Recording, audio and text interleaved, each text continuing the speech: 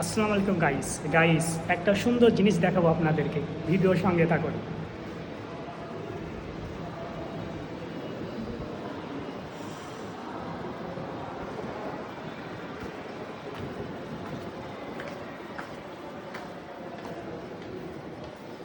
Guys, এই সেই মুহূর্ত, এই সেই সুন্দর জায়গা, সত্যি অনেক ভালো লাগে, অনেক ভালো লাগে।